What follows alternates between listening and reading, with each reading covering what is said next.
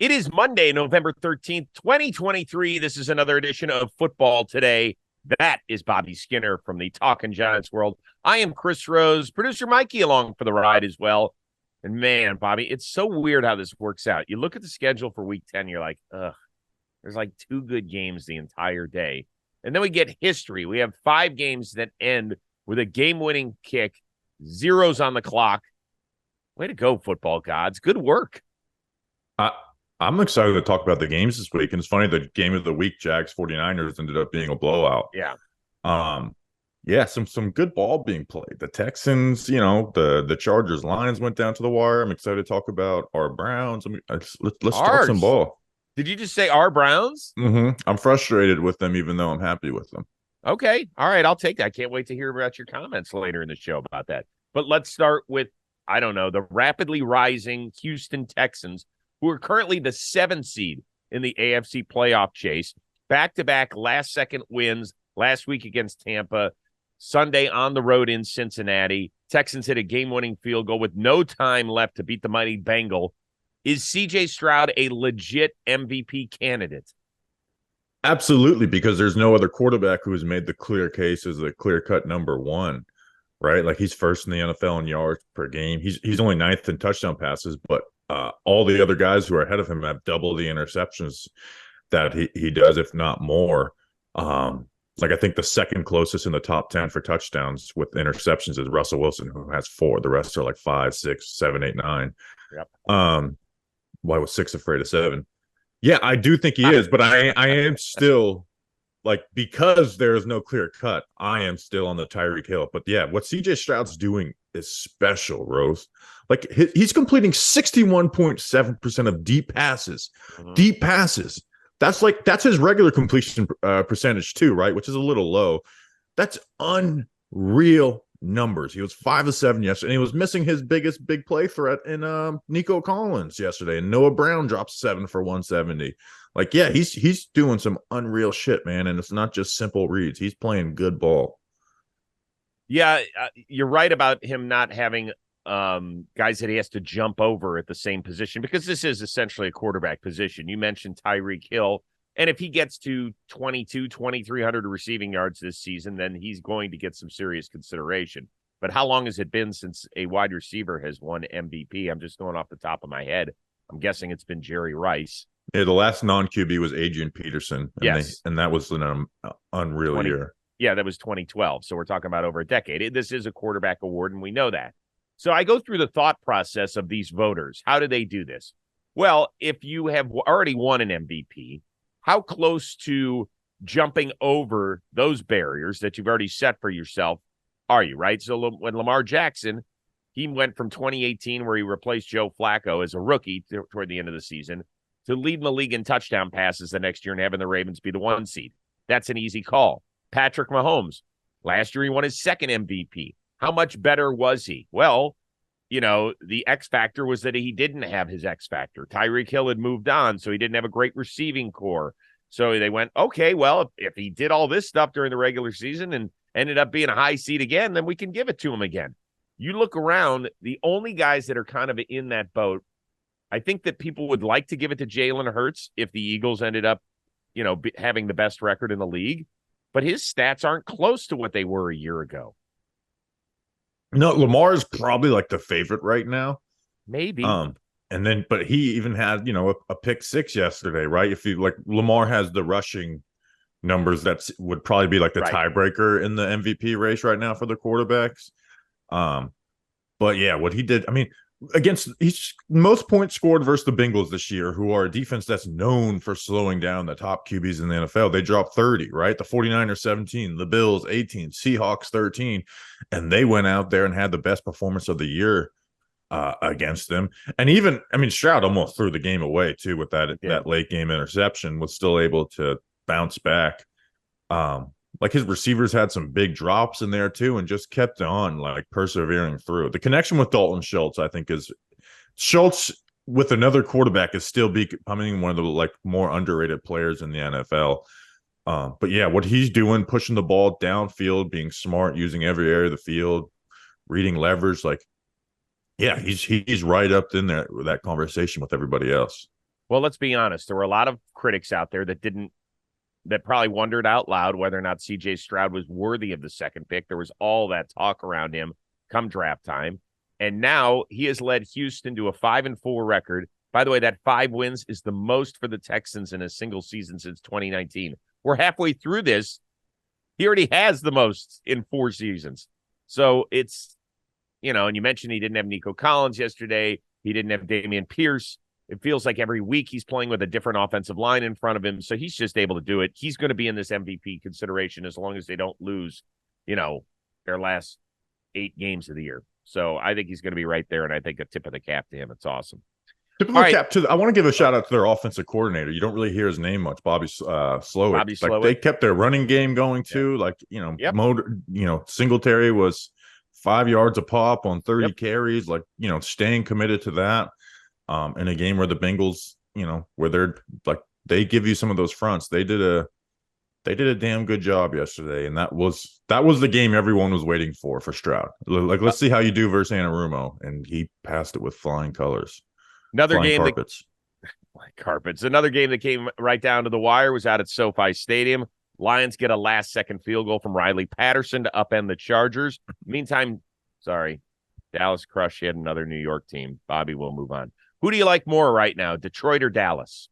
This is tough because I tell myself every year to not fall for the Dallas Cowboys when they look great in the middle of the season. But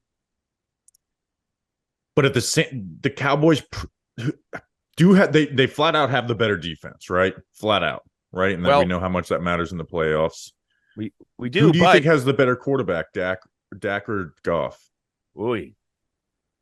No, all the numbers would say Dak, right? I would go Dak too, but that's where I would probably pick the Cowboys over the Lions right now. The Lions, I think, are on the way to being there. Mm-hmm. But when you have the QB and the defense advantage, and the defense advantage is clear, I would say the Cowboys. So you asked a good question. Which quarterback do you like? And I assume the question is under pressure, having to win maybe a critical game on the road somewhere, Philly, San Francisco, something like that. Right. Goff has done that. He went down to New Orleans. I get it. Shitty interference call. Won it. Got that dub. Didn't he go up and didn't he win in Seattle too? Wofford got the start that day and got injured, and then Goff had to come off the bench. Yeah, that was basically the beginning of the end for Russell Wilson and the Seahawks. Yes. So he's done that a couple times. We're still waiting for Dak's hallmark moment. I mean, I don't count them winning on the road against a shitty Tampa Bay team as a true monumental road playoff victory in the history of the Dallas Cowboys. He's come close. They lost against the Rams a couple of years ago. They lost last season at San Francisco.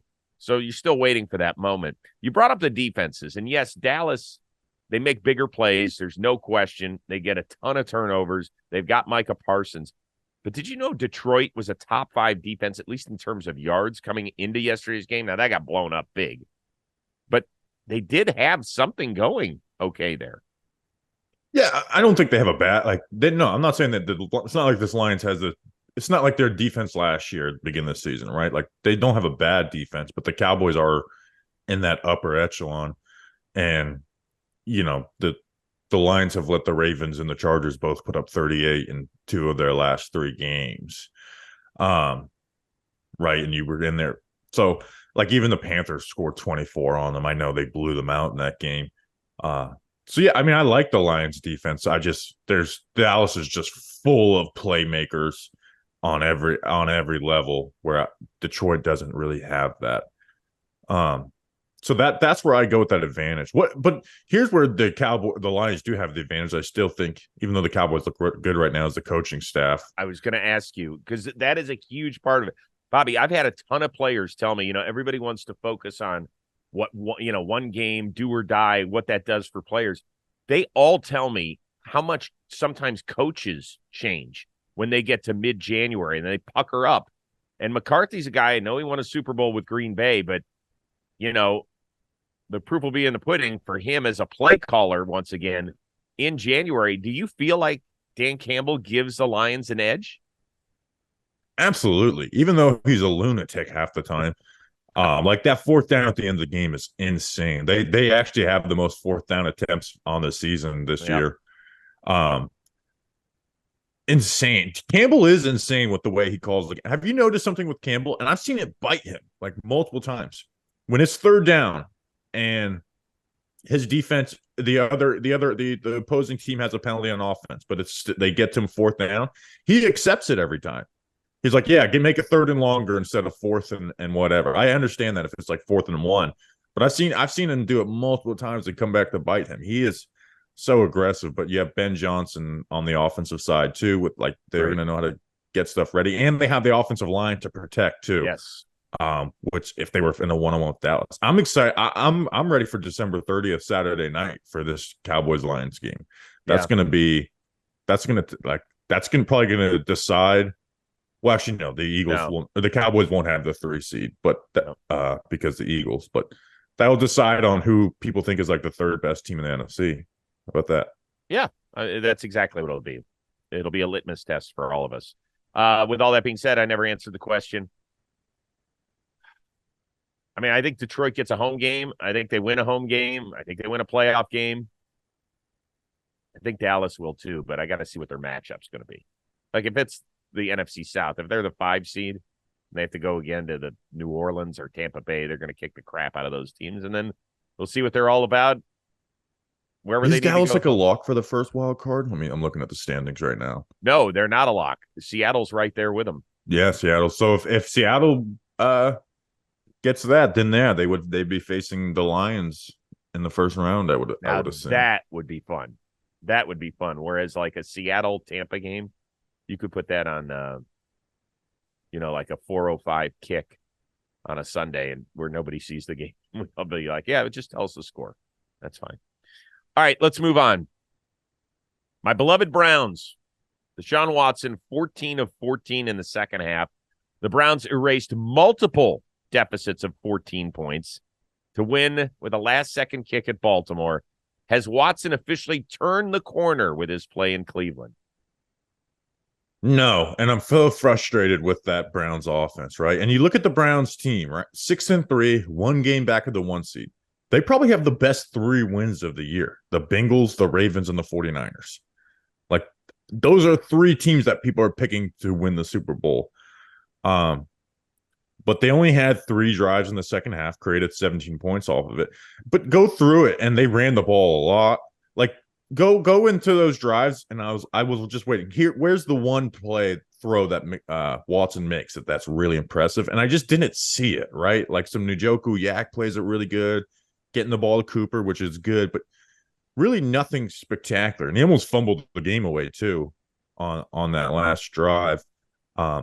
So obviously the second half was much better, right? And if they operate like that consistently, but you had the pick 6 beginning of the game, which I don't put totally on Watson, but they're just an offense that they're just a team that the Browns just give the other team chances to win games that if they just played safe, they won it. Like, and even the muff punt at the end of the game. Yeah, I thought maybe James Prochet was being a double agent there. He was a former Raven. I was like, yeah, the Browns had all the momentum, punt the ball. He's actually been pretty good in his 2 games with the Browns, giving them some life on special teams. And then I was like, oh, God, here we go. Then after defensive penalty, kept things alive. The deficit's 14, and I was like, those are games the Browns never win. Now, this is the first time that Deshaun Watson has led a come-from-behind victory as the Browns starter. I think he has now made a dozen starts for the Browns. He has an over 500 record, but how many of those wins are because he played great? Played great in the Tennessee game earlier this year. He played pretty well last week, threw the deep ball exceptionally well. And then yesterday, I would call his performance gritty more than anything else, right? Twisted his ankle again. Well, they got to stop running him inside the 10. This is not working. It doesn't get any yards, and every time he gets up, he's hurt. So he had that. Then he kind of banged up his knee a little bit, and then he took a chop shot to the throat on that huge 16-yard run late in the game. So I would call his effort gritty more than anything else. I think if you were to poll Browns fans and say, what do you want out of him? you would say, I would love him to play the way that Jacoby Brissett played last year. And that's pretty unreal. That's where I think most Browns fans are. Which is crazy. It's the most guaranteed money in the NFL. You pay, like, again, if what they traded him for is, if he was even close to that Texans level, they'd be the number 1 seed. Obviously, he got injured, so you can't hold that against him. So, yeah, again, the second half wasn't bad by Deshaun Watson, but I just don't see anything near to Houston Texans level Deshaun Watson out there, which is, I get he was away from the game, but man, he just doesn't look anywhere near that player. And I was waiting for, like, when you sent the topic list and like, oh, Watson was 12 for 12 in the second half. And I was waiting for like the throw where I was really impressed, and I just didn't see it. But the Browns running game has been getting better. Yep. The last, 4 or 5 games had 178 rushing yards. They're efficient. So they're getting back into that running game. So the Browns, I did say that they were my Super Bowl pick a few weeks ago, and I think I'm just going to stick with that, just because if it's wrong, no one remembers. If it's right, I can post that clip. But that defense, even their defense isn't having their best games. They're still, created a pick six, tried to, get the Browns, like that red zone, that last touchdown that the Ravens had. They kept on getting called for ticky-tack penalties where they kept on getting put back on the field, and finally the Ravens ended up scoring. The defense is legit, and I think it's going to get better, and the offense just take care of the ball. Like you said, play like Jacoby Brissett, which is kind of what he was in the second half of yesterday's game. Yeah, and so I guess to answer the question, we're still waiting. It is amazing how many times it feels like he looks at his first read and then drops his eyes and rolls and tries to make another play. That's not real quarterbacking in the NFL in today's game. And that's what it is. That's exactly what it is, Rose. Like, it's first read, drop eyes, run, and look up and see if something's there. If it's not, take off and run. That's basically what it is with him, which is never what he was, right? It's basically like, hey, is Cooper or Njoku there in my first read? If they are, throw it. If not, try and scramble and make a play. Right. There was one play I remember where he looked, found Cooper in the middle, soft zone, big play, but that was it. The weather might be cooling down, not so much in Florida, but the action on the field stays hot like Florida. And today we've teamed up with DraftKings, an official partner of the NFL, to get you closer to the action. Right now, new customers who bet just $5 will get $150 in bonus bets instantly. So download the DraftKings app now and use promo code Football Today. Fan of multiple teams and want to bet on them all? Like, I'm a fan of the Browns now with the Giants. Combine multiple bets together for a shot and an even bigger payout.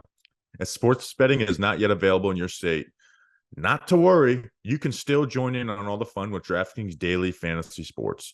Download the DraftKings Sportsbook app now. New customers use promo code Football Today. Bet just $5 on any wager and get $150 in bonus bets instantly. That's promo code Football Today, only at DraftKings Sportsbook. You'll be glad you did. All right, welcome back to the NFL. Kyler Murray, his first game in more than 300 days, led a last-second win over Atlanta, yet another game-winning field as time expired. Just the Cardinals' second win of the year. Is Kyler going to cost Arizona a top 5 pick? Yeah, well, maybe not a top 5 pick, but a chance at, one of the top 2 picks. Absolutely, right? Like, they still have to play the Bears again. Now, other than that, they don't have like a game where they're going to be favored, but because of Kyler was overrated probably, and now I think is becoming one of the more underrated players where he's being treated like he's just total trash. And it's like, well, no, he was like a good quarterback despite all his flaws. But I think you would definitely pick them versus the Bears if Kyler's starting, and you could see them stealing maybe one of the Rams or Steelers, even though I wouldn't pick them in either of those games. Like, they play the Texans, Rams, and Steelers the next 3 weeks. You see them winning one of those games possibly? Yeah, because you know what? They hung in a lot of the first half of the season. They hung in a lot of games, right? Yeah. At least until midway through the third quarter. And as well as Josh Dobbs did, he's not as dynamic in Kyler Murray. Like, that 13-yard run he had yesterday on 3rd and 10, where he probably ran 80 yards on the play, runs left, he circles 20 yards behind the line of scrimmage, and then goes and dives and gets a 13. I don't think anybody else in the league makes that play, right? Yeah, and he does that like you remember the 2-point conversion versus the Raiders last year, where yes. He does that type of stuff, and that will to create enough plays. You have Hollywood Brown over there who, he can have some trust in. So I think they win 2 more games out of their next 7, and that's going to put them at 4 wins. So no, they'll have a top 5 pick, but they won't have a top 2 pick. That's for my Giants. And I think so. And for all the people who are like, well, no, you just sit him and you get that 1 pick and you get Caleb. Well, first of all, if you sit Kyler Murray the entire year, how much trade value is he really going to have? You're going to have a guy who didn't play an entire season and has a huge contract attached to him. And it's not like Kyler has this amazing reputation as he's going to be the first guy in the building and the last one to leave. So you have to at least show what he's all about. The question's going to be, because they won't get their hands on Caleb Williams, would you rather start over, reset the draft rookie contract on your books instead of Kyler Murray and take a Drake May? Yeah, I actually think it's funny their coaching staff got all that shit beginning of the year for that clip. The I want killers. I think their coaching staff has done a fairly good job this year. Yeah. That's tough. I think you do start over though. I think you start over because they're so desolate right now, right? And you start over. You get better, get a QB, restart that, because I just don't know if Kyler's the guy to be in this, like, the long haul while you need to upgrade every position on the roster. Like who's their 5th best player? Like, they have Budda Baker at safety. Hollywood Brown. Like, who's the Cardinals' 5th best player? And it's tough. They're the least talented team in the NFL by far. Yeah. Besides maybe the Panthers right now. I don't know. How's the kid out of Ohio State playing on the offensive line? You usually study that stuff. Paris Johnson, I'll be honest. Even though I liked him, I have not been watching a ton of Paris Johnson film this year. Yeah, they don't have there's not a lot of pop on that team. They need blue chippers. And that's what you'd get in the top 5. But man, I wonder, what do you think they could get for Kyler Murray? That contract's so bad that I don't think you're getting anything besides like a late round pick. The contract is so bad. You're coming off the injury. And again, is what franchise in the NFL is going to look at Kyler Murray with that contract coming off the injury, and he's like, that's the quarterback I want to give up an early pick for. You know how desperate some of these teams get, right? And the teams that aren't going to be able to get their hands on a college kid that they love, because how many fall into the back half of the first round? You're like, that's the dude I've got to have, right? Could end up being the next Paxton Lynch. Like, you just don't know. So at least with Kyler Murray that he can turn things around. I mean, when he got to Arizona, it was like, ugh. It was a shit show, right? For a couple of years before that. So it's a tough call, but I think desperate times, man. I mean, why do you think the Browns gave up 6 picks and $230 million guaranteed for Deshaun Watson? But here's my thing, though. And this is a take I have about the NFL. The NFL almost became the NBA with these quarterback trades and shit, right? Every single one is not working out. Russell Wilson, Watson, Aaron Rodgers, where I think the NFL is going to learn its lesson and be like, all right, stop trading for quarterbacks. No, it won't.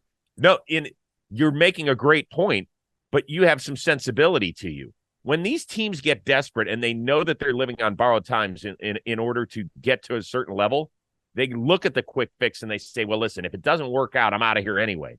But man, oh man, it is easier to trade for a guy who's been a Pro Bowl quarterback and is in his mid-20s and can move like that still for another 3 or 4 years than to take my shot in the NFL draft. I mean, really, unless you are guaranteed to get Caleb Williams this year, how are you feeling? All right, fuck it. Atlanta Falcons quarterback Kyler Murray. I'm excited for it. Well, wait a second. Like, that's not a perfect situation? It's a good situation. The contract's is Kyler the guy that you want to? I don't know. I don't know. Maybe the NFL hasn't learned its lesson, but look, what do you think? What do you think a team will trade for him? So, like, are you saying like a 3rd round pick? No, I think it's more than that. Here, Kyler Murray, I think he's 26 years old, Bobby. He's not 30.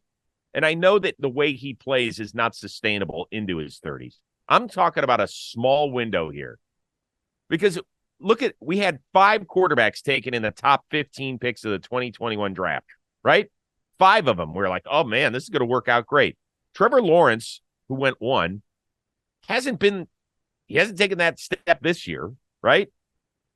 Then you have Zach Wilson. We know what's going on there. Trey Lance is on his 2nd team. He's a 3rd quarterback on a roster. Justin Fields, they're going to move on from him after this year, most likely. And Mac Jones, whom we're about to talk about, is on his way out of New England. 4 of the 5 guys could be on another team before the end of their rookie contract, before the end of it. That's how it goes sometimes in the draft. So you're telling me because you look at the contract, you're a little scared of taking on some money with Kyler Murray? The dude can play. But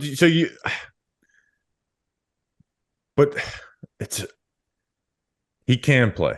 He's a good quarterback in the NFL. Like I said, he's become underrated because people just think he's flat out trash.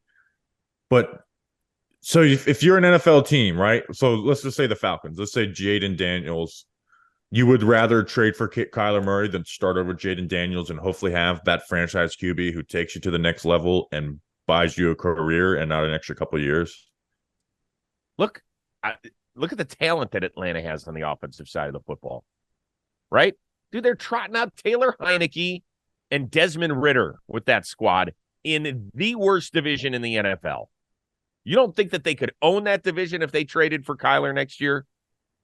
They could, but I feel like from their minds, if I'm in that front office mindset, I'm saying I can own the NFC for a few years if I get the quarterback pick right and I get one of those guys, the way CJ Stroud is for the Texans. Good luck. You're going to have to move up. You're going to have to move up 10 spaces in the draft. The Falcons are like a top 10 pick right now, and obviously you're not going to get one of the top 2 picks, but they're in there to trade up a couple spots for Jaden Daniels or whoever it is.